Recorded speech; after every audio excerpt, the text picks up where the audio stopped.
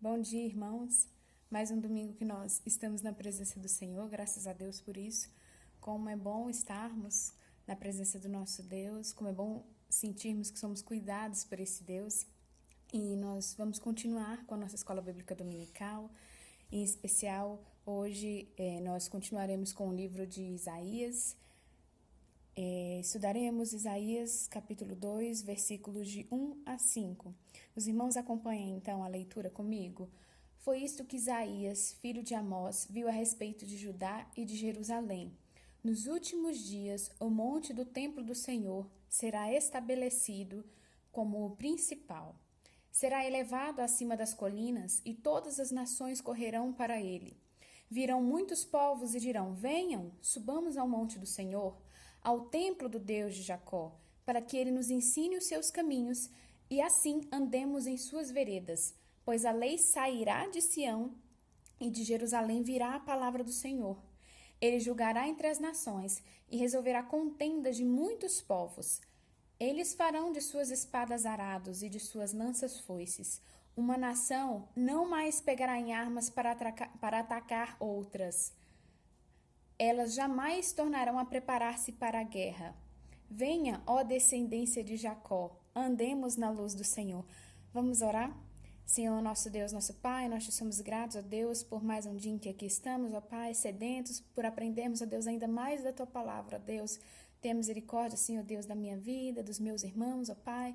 Nós te somos gratos porque nós temos a oportunidade, ó Deus, de abrir livremente nossas Bíblias e, ó Deus, nos alimentarmos da Tua palavra, Senhor. Fica conosco, ó Pai, perdoa os nossos pecados e limitações, em nome de Jesus, amém. Como é bom essa oportunidade que nós temos de estudar a palavra do Senhor Deus. O livro de Isaías, como já fora dito em outros momentos aqui, né, pelos professores da EBD também, e inclusive eu mesma, quando fiz a introdução do livro de Isaías, mencionei aos irmãos que, além de ser um livro riquíssimo, ele é também um livro messiânico.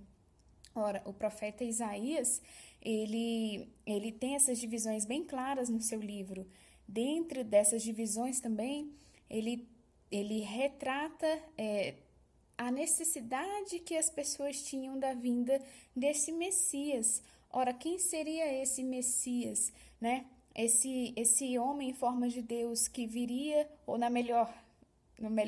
Deus em forma de homem que viria para então redimir as pessoas, né, do peso do pecado, da obrigação da lei, né, da lei como expiação pelos pecados, né, vamos colocar dessa forma. Eu peço que os irmãos tenham paciência comigo e que orem pela minha vida. É muito difícil dar aula na escola bíblica dominical, ainda mais numa igreja com pessoas tão competentes, inteligentes como a nossa, né? Mas é o Senhor quem nos usa, nos capacita, disso eu não tenho a menor dúvida, certo, meus irmãos? E nós vamos fazer um apanhado, breve apanhado agora, versículo por versículo, sobre as aplicações desse trecho de Isaías 2. O que é que nós já sabemos, né, a respeito de Isaías? Nós vimos que eles estavam em reinados e que começariam, então, esses reinados a ser bastante conturbados. O povo também viria a ser levado em cativeiro. E como o livro de Isaías é um livro bem extenso, né, é um livro muito prosaico, né, ele é um livro, assim, que tem bastante conteúdo de estudo. Então, nós dividimos esses capítulos e versículos de uma forma que nós conseguíssemos estudá-los pouco a pouco, tá, irmãos? Assim, porque para nós é difícil a compreensão, então nós precisamos entender o que a palavra do nosso Deus diz aos nossos corações da forma correta, né? Como ela fala, mas da forma correta. E nós vamos fazer um pouco desse apanhado aqui, junto aos irmãos.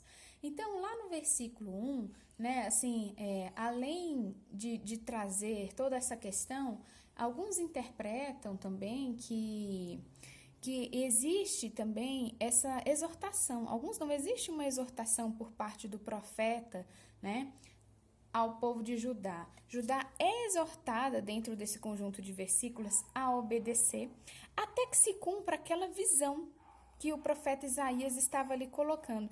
Mas aí a gente pode se perguntar, ora, mas essa visão já se cumpriu por completo? Que visão seria essa?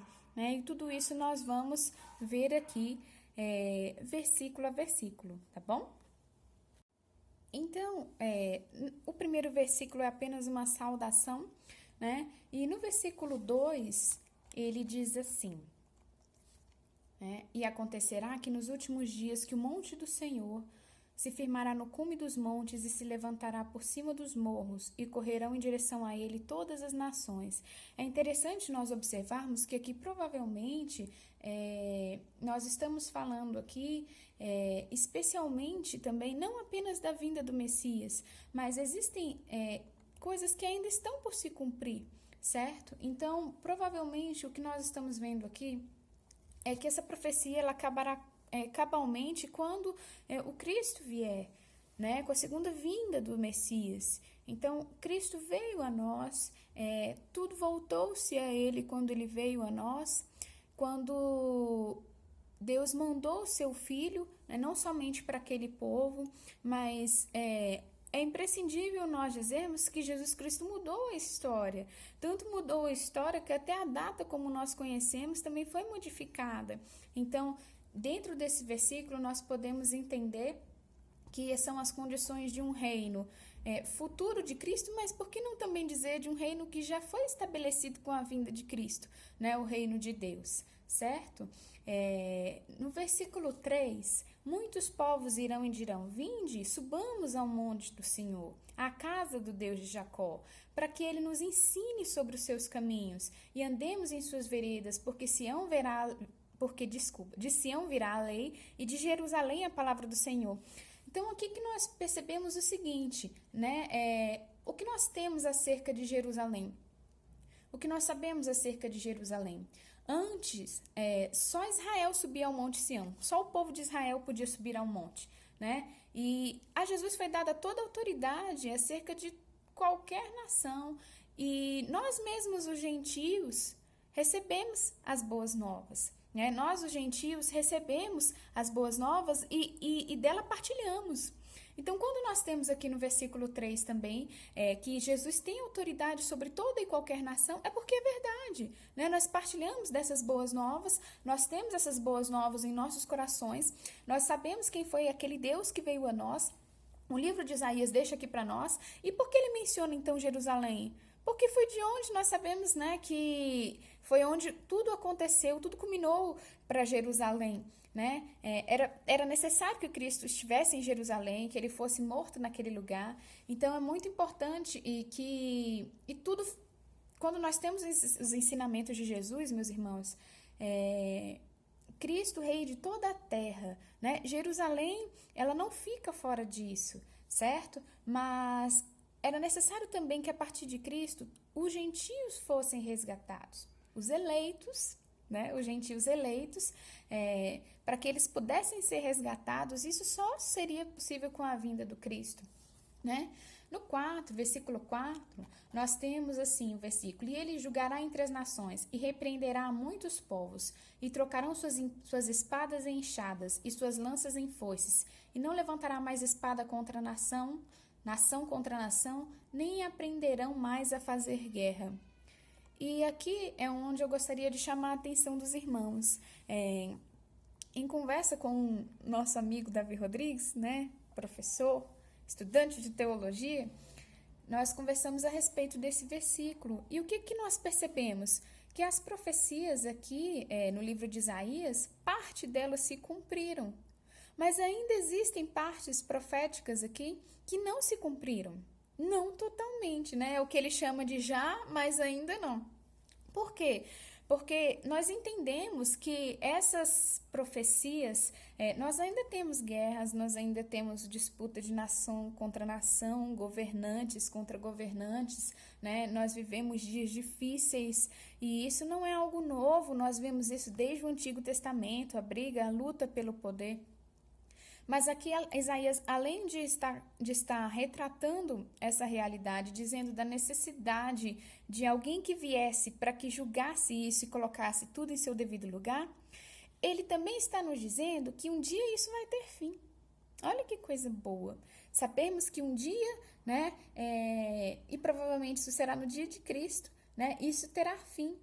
Então, quando ele fala, né, através de uma paz, quando ele nos dá a entender essa ideia de que haverá paz, nós entendemos que isso já começou com a vinda de Cristo, porque nós temos paz por meio daquele que veio até nós, mas nós também teremos essa paz entre as nações quando Cristo voltar, né? Quando ele vier, então, na sua segunda vinda, né? Na vinda triunfal.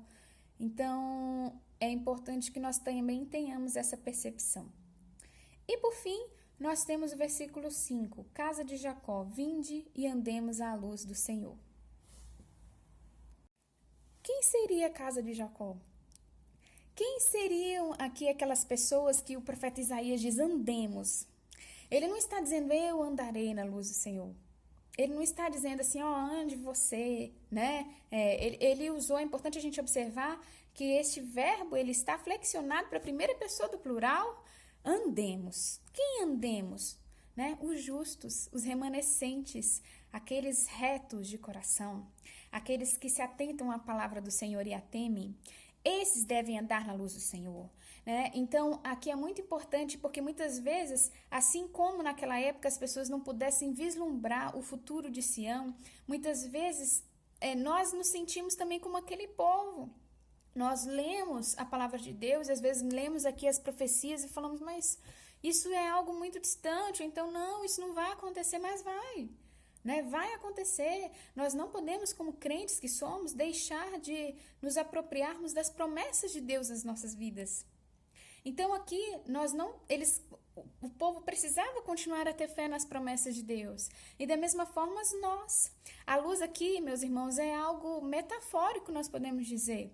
Né? É como uma comparação das nossas próprias vidas, aquilo que ilumina os nossos caminhos, aquilo que nos leva à vida eterna. O que Isaías está dizendo nesse versículo, o que Isaías está dizendo em todo esse contexto, é que Jesus Cristo, Filho de Deus, né? Que o homem que viria até nós, e graças a Deus já veio, o Deus em homem que viria até nós, ele é o caminho à vida eterna, ele que nos conduziria a essa vida eterna. Então, quando ele diz aqui, andemos na luz do Senhor, né, o profeta está conclamando o povo daquela época, assim como esse convite é atual. Nós precisamos andar na luz do Senhor. Nós que somos chamados de povo de Deus, nós que somos o povo eleito do Senhor, nós precisamos da luz do Senhor em nossas vidas, em nossos dias, em nossos passos. Então, é importante que nós não percamos essa perspectiva, né? Que assim como Isaías chamava o povo, olha, o Messias está vindo, e esse Messias, ele colocará fim às guerras, esse Messias, ele virá, e ele virá também aos gentios, né? O contexto que nós temos desses versículos, desculpem as minhas limitações aqui para explicar aos irmãos, mas a aplicação que nós temos é essa, né? Esse Messias virá, e ele virá a Sião, que era o santo templo do Senhor, e de Jerusalém também sairão boas novas. Mas é importante que nós saibamos, assim como ele coloca no versículo 2 ou 3, né, que tudo correrá para aquela realidade. Então, outras nações ele menciona. E isso chega aos gentios, isso chegou até a nós, meus irmãos. Essa verdade, essas boas novas do Evangelho. E eu gostaria de encerrar, então, com essa rápida reflexão, para que nós nos atentássemos especialmente hoje ao versículo que falou ao meu coração, versículo 5. Né? O versículo 5, o que é que o versículo 5 diz? Ele é tão pequenininho, casa de Jacó, vinde e andemos à luz do Senhor. Tão difícil, não é? Nunca foi fácil, mas nós andamos à luz do Senhor, estamos na luz do Senhor. Nós que somos aqueles eleitos, redimidos, nós precisamos nos incluir desse rol dos justos, remanescentes, né?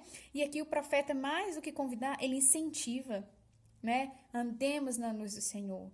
Mesmo como aquele povo que não podia ver um futuro glorioso de Sião, mesmo quando nós não podemos ver, mesmo quando nós estamos fracos, indefesos, ansiosos, mesmo quando nós estamos errados porque somos pecadores, né? Mas eu convido os irmãos e convido a mim mesma, andemos na luz do Senhor.